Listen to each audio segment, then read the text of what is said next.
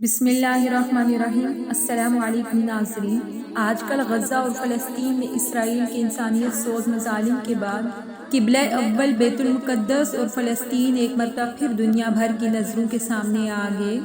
بیت المقدس کی آزادی کے خواب سجائے ہوئے اہل فلسطین کی داستان تقریباً ایک صدی پر پھیلی ہوئی ہے، جس سے ہماری نئی نسل بالکل ناواقف ہے۔ اہل فلسطین کی کہانی روشنائی سے نہیں بلکہ ان کے خون سے لکھی گئی ہے۔ فلسطین کے ہر چپے چپے پر قربانیوں کی ایسی لازوال داستانیں نقش ہیں جس سے وہاں کے باشندوں کی جرت، ہمت، غیرت اور استقامت کا پتہ چلتا ہے۔ ان کے معصوم بچے، مائیں، بہنیں، جوان اور بوڑھے سبھی جس مظالم کی چکی میں پس رہے ہیں، اس کے بارے میں اور دنیا بھر کے مسلمانوں کو بزبان حال یہی کہہ سکتے ہیں: تم شہر اماں کے رہنے والے، درد ہمارا کیا جانو۔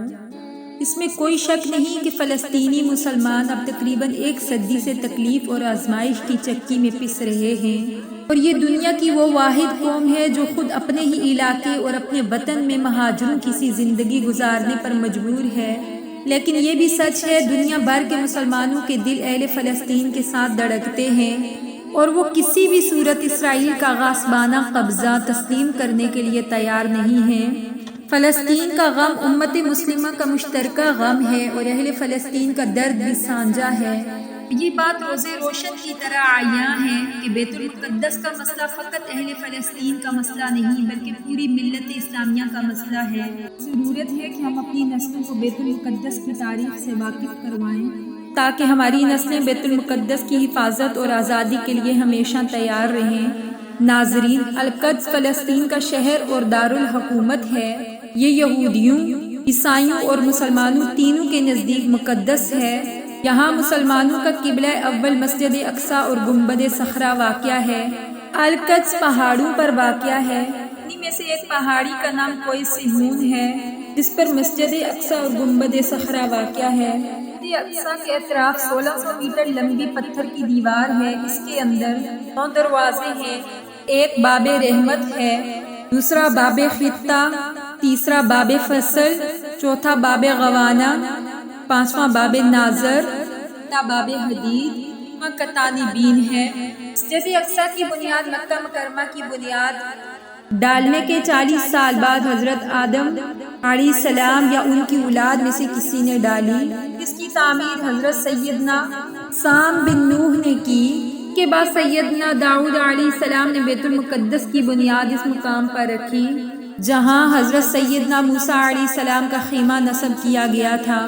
عمارت کے پورا ہونے سے قبل حضرت سیدنا داؤد علیہ السلام کی وفات کا وقت آ گیا تو آپ نے اپنے فرزند سیدنا سلیمان علیہ السلام کو اس کی تکمیل کی وصیت فرمائی۔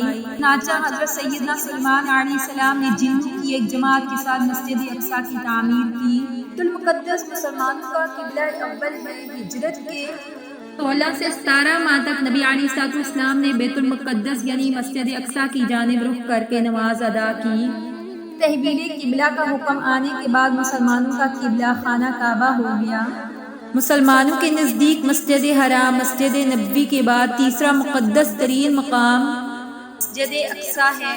مقامی مسلمان اسے المسجد الاقصی یا حرم قدسی شریف کہتے ہیں۔ یہ مشرقی یروشلم میں واقع ہے جس پر اسرائیل کا قبضہ ہے۔ یروشلم کی سب سے بڑی مسجد ہے جس میں 5000 نمازیوں کی گنجائش ہے، جبکہ مسجد کے صحن میں بھی ہزاروں افراد نماز ادا کر سکتے ہیں۔ نبی کریم صلی اللہ علیہ وسلم سفر معراج کے دوران مسجد حرام سے یہاں پہنچے تھے اور بیت المقدس میں تمام انبیاء علیہ السلام کی نماز امامت کروائی۔ اس کے بعد براق کے ذریعے 7 آسمانوں کے سفر پر روانہ ہوئے۔ قرآن مجید کی سورہ اسراء میں اللہ تعالیٰ نے مسجد کا ذکر ان الفاظ میں کیا ہے: پاک ہے وہ ذات جو اپنے بندے کو رات ہی رات میں مسجد حرام سے مسجد اقصی لے گئی، جس کے آس پاس ہم نے برکت رکھی ہے، اس لیے ہم اسے اپنی قدرت کے بعض نمونے دکھائیں۔ یقیناً اللہ تعالیٰ ہی خوب سننے والا اور دیکھنے والا ہے۔ احادیث کے مطابق دنیا میں صرف 3 مسجدوں کی جانب سفر کرنا باعث برکت ہے، جن میں مسجد حرام، مسجد نبوی، مسجد اقصی شامل ہیں۔ مسجد اقصی روئے زمین پر بنائی گئی دوسری مسجد ہے جہاں ایک نماز کا ثواب 250 اور بعض روایتوں کے مطابق 25,000 ملتا ہے۔ بیت المقدس انبیاء علیہ السلام کی سرزمین فلسطین میں واقع ہے۔ جب نبی کریم صلی اللہ علیہ وسلم کی بعثت ہوئی تو اس وقت اس پر سلطنت روم کے عیسائیوں کا قبضہ تھا اور سلطنت روم اس وقت بہت طاقتور تھا، لیکن اسی وقت نبی کریم صلی اللہ علیہ وسلم نے بیت المقدس کی آزادی کی خوشخبری سنائی اور اس کو قیامت کی نشانیوں میں سے قرار دیا۔ سیدنا عمر فاروق رضی اللہ عنہ نے اپنے دور خلافت 16 ہجری میں بیت المقدس کو یہود و نصارہ کے ہاتھوں سے آزاد کروایا تھا۔ اس دور میں بہت سے صحابہ کرام رضی اللہ عنہ اجمعین نے تبلیغ اسلام اشاعت دین کی خاطر بیت المقدس میں اقامت اختیار کی تھی۔ اس کے بعد سن 67 ہجری کے دوران خلیفہ عبد الملک بن مروان نے مسجد اقصی کی تعمیر شروع کروائی۔ سن 86 ہجری کے دوران ان کے صاحبزادے خلیفہ ولید بن عبد الملک نے اس کی تعمیر مکمل کروائی، اس کی تزئین اور آرائش بھی کروائی۔ عباسی خلیفہ ابو جعفر منصور نے بھی اس مسجد کی مرمت کروائی۔ بیت المقدس کی یہ مقدس سرزمین تقریباً عباسی دور تک مسلمانوں کے ماتحت رہی، پھر جیسے جیسے ان میں آپسی اختلاف اور انتشار خانہ جنگی، سیاسی فتنوں، باطنی تحریکوں کی وجہ سے عباسی حکومت کمزور پڑنے لگی تو گات میں بیٹھے ہوئے صلیبیوں کو موقع مل گیا، اور ادھر فاطمی حکومت نے بھی اپنی حکومت کی مضبوطی اور استحکام شام سے سلجوکیوں کے خاتمے کے لیے صلیبیوں سے مدد طلب کی اور انہیں کئی طرح کی سہولتیں فراہم کی اور بیت المقدس میں آنے جانے کی اجازت دے دی۔ بالآخر ان تمام باتوں کا فائدہ اٹھاتے ہوئے صلیبیوں نے بغاوت کر دی اور اپنی فاطمی خلفاء کے ساتھ غداری اور دھوکہ کیا اور القدس پر قبضہ کر لیا۔ اس پر قبضے کے لیے اپنی فوج کو تیار کر لیا اور پھر 70,000 سے زائد مسلمانوں کو شہید کرتے ہوئے بالآخر 492 ہجری میں صلیبیوں نے بیت المقدس کو مسلمانوں سے چھین لیا اور یروشلم پر اپنی مسیحی حکومت قائم کر دی۔ پہلی صلیبی جنگ کے بعد جب عیسائیوں کا بیت المقدس پر قبضہ ہو گیا تو انہوں نے مسجد اقصی میں بہت زیادہ رد و بدل کر دیا۔ مسجد کے اندر اور مسجد کے ساتھ گرجا بھی بنا لیا۔ اس کے بعد سلطان صلاح الدین ایوبی نے قبلہ اول کی آزادی کے لیے 16 جنگیں لڑی۔ بالآخر 538 ہجری میں سلطان صلاح الدین ایوبی نے مارکہ آرائیوں کے بعد بیت المقدس کو صلیبیوں سے آزاد کروا لیا۔ مسجد اقصی کو عیسائیوں کے تمام نشانات سے پاک کر دیا۔ محراب اور مسجد کو دوبارہ تعمیر کروایا۔ اس طرح 80 سال بعد بیت المقدس دوبارہ مسلمانوں کی خدمت میں آئی۔ مقدسہ سے عیسائیوں کا خاتمہ ہو گیا۔ اس مقدسہ پر تقریباً 761 برس مسلسل مسلمانوں کی حکومت رہی۔ پھر پہلی جنگ عظیم 1917 کے دوران انگریزوں نے بیت المقدس اور فلسطین پر قبضہ کر کے یہودیوں کو آباد ہونے کی عام اجازت دے دی۔ دو نصارہ کی سازش کے تحت 1947 میں اقوام متحدہ کے جنرل اسمبلی نے دلی سے کام لیتے ہوئے فلسطین عربوں اور یہودیوں میں تقسیم کر دیا، جب تک کہ 1948 میں امریکہ، برطانیہ اور فرانس کی سازشوں سے ارض فلسطین کے خطے میں یہودی سلطنت قائم کی گئی، اور جب 1948 کو یہودیوں نے اسرائیل کے قیام کا اعلان کر دیا، پہلی عرب اسرائیلی جنگ چھڑ گئی۔ اس جنگ کے نتیجے میں اسرائیلی فلسطین کے 78% رقبے پر قابض ہو گئے، تاہم مشرقی یروشلم اور غرب اردن کے علاقے اردن کے قبضے میں آ گئے۔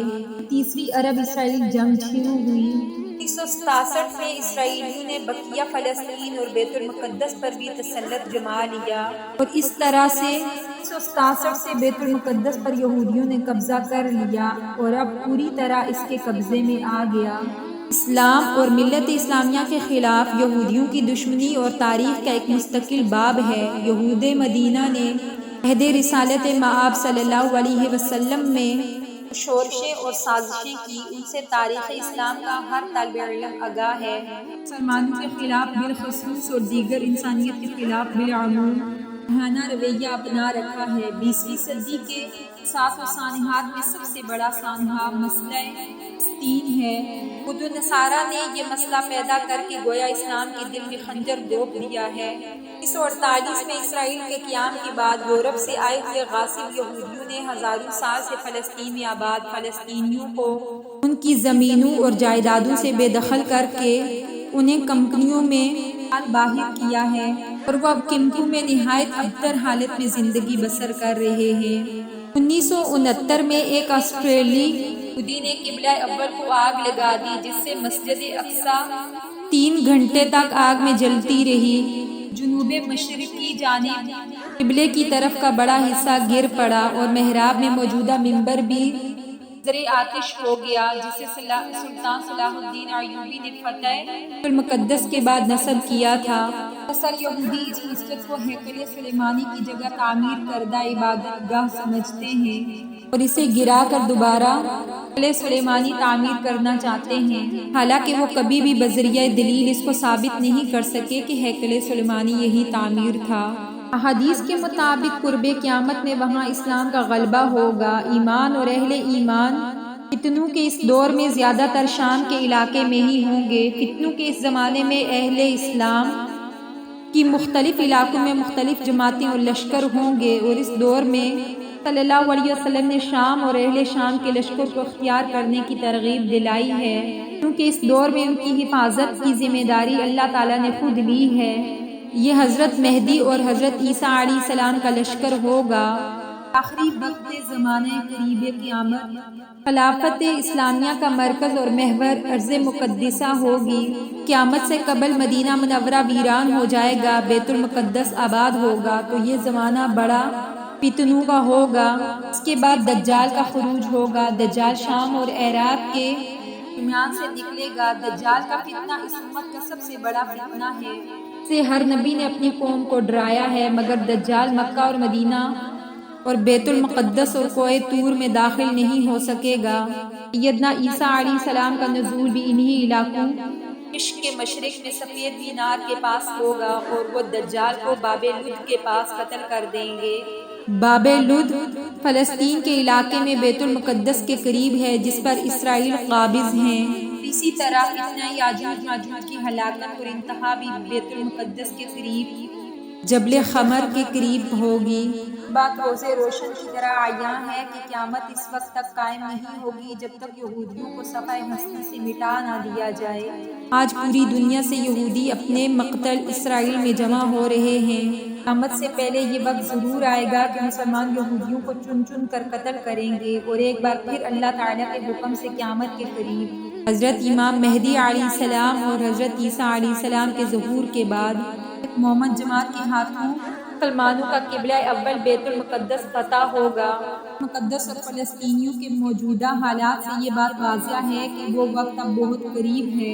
لہٰذا مسلمانوں کو چاہیے کہ وہ قبلہ اول کی حفاظت اور آزادی کے لیے وقت تیار رہیں، نسلوں کو اس کی تاریخ سے واقف کرواتے رہیں، کی بازیابی کے لیے تیار کریں۔